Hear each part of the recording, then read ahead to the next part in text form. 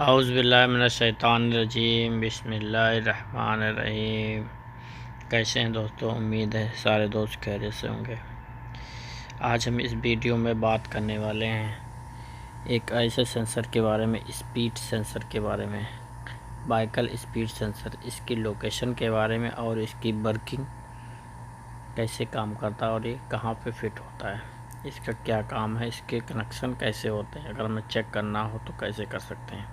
अगर हम इसकी लोकेशन की बात करेंगे तो एक गियर बक्से के आउटपुट पे लगा होता है और एक गरारी के थ्रू जुड़ा रहता है। जैसे कि और ये घूमता रहता है, उसी के हिसाब से ये सिग्नल देता रहता है। जो भी हमारी गाड़ी जितनी स्पीड में चलती है, जितनी स्पीड से हमारा गियर बॉक्स घूमता है, आउटपुट सॉफ्ट जो रहती है उसके ऊपर लगा रहता है। जितनी स्पीड से घूमता है उतनी ही स्पीड से हमारी गाड़ी को किलोमीटर बताता है।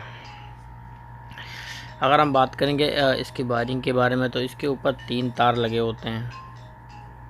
इसके ऊपर 3 तार होते हैं और तीनों ही तार आपके एसीएम से आते हैं, जिसमें आपका एक तार 5 वोल्ट, एक अर्थ और एक आउटपुट सिग्नल। जो भी आपके 3 तार वाले सेंसर रहेगा स्पीड सेंसर, उसके अंदर 3 ही तार आएंगे और तीनों के तीनों तार एसीएम से आएंगे। एसीएम से उनका बीच में कोई भी कट नहीं होगा। यदि आपका मीटर काम नहीं कर रहा है तो आप सेंसर बदलने से पहले उसकी वायरिंग ज़रूर चेक करें। वायरिंग चेक करने का तरीका है, मल्टीमीटर का यूज़ करते हुए आप वायरिंग को चेक कर सकते हैं। मल्टीमीटर को यूज़ करते हुए वायरिंग चेक कर सकते हैं। इसके लिए आपको जो एक में करंट 5 वोल्ट, एक में अर्थ और एक में आउटपुट, यानी ये तीनों सही होने चाहिए वायर। क्यों कई बार ऐसा होता है कि हम सेंसर को चेंज करते हैं और हमारा किलोमीटर वर्क नहीं करता है। उस स्थिति में क्या होता है कि हमारा सेंसर तो सही होता है लेकिन हम उसको बाय डिफ़ॉल्ट वायरिंग में प्रॉब्लम होने की वजह से हम उसको चेंज कर देते हैं। तो इसीलिए सेंसर बदलने से पहले सेंसर को और उसकी वायरिंग को अच्छी तरह से चेक करना ज़रूरी है। आप उसकी वायरिंग के बारे में बात करेंगे तो उसका ये डायग्राम हमने जो उसके ऊपर डाल दिया है।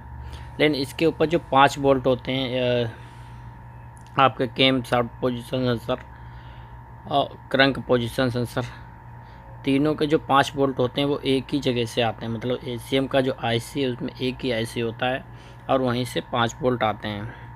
यदि आपके कई वजह से 5 वोल्ट नहीं आ रहे हैं एसीएम से, आपके सेंसर पे कहीं से तार भी के, तो आप कैम शाफ्ट पोजीशन सेंसर या क्रंक शाफ्ट पोजीशन सेंसर से 5 वोल्ट ले सकते हैं और आउटपुट उसका सही होना चाहिए। अगर हमारा वीडियो आपको अच्छा लगे सब्सक्राइब और लाइक करना ना भूलें। अस्सलामु अलैकुम वरहमतुल्लाहि वबरकातुहू। और दुआओं में याद रखें, ज़्यादा से ज़्यादा दुरूद शरीफ पढ़ें।